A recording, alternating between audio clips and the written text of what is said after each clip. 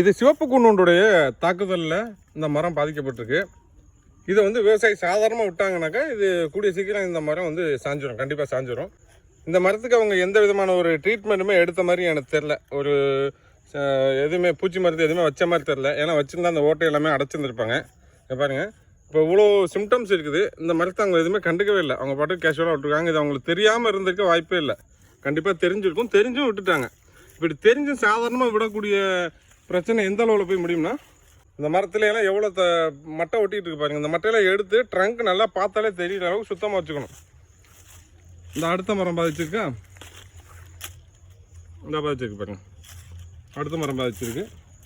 இது ரொம்ப சாதாரணமாக விட்டோம்னாக்கா அடுத்தடுத்த மரங்களுக்கு ஸ்ப்ரெட் ஆகிட்டே இருக்கும்.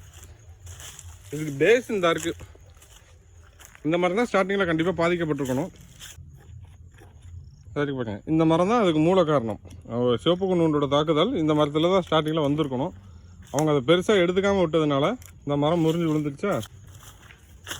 இதுக்கு தீர்வு என்னன்னு பார்த்தீங்கன்னா, ஃபர்ஸ்ட் ஆஃப் ஆல் மரங்களை சுத்தமாக வச்சுக்கணும்.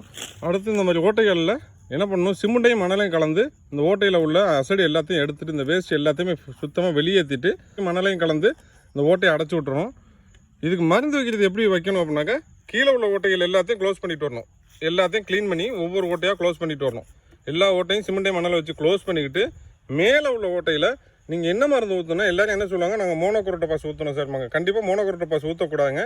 குளோரிபெரிபாஸ் ஊற்றணும். ஃபியூமிகன்ஸ் ஆவியாகக்கூடிய மருந்து. ஒன்று நீங்கள் குளோரிபெரிபாஸ் ஊற்றணும், அப்படி இல்லைன்னா ஒரு செல்பாஸ் போட்டு இந்த ஓட்டையை க்ளோஸ் பண்ணணும்.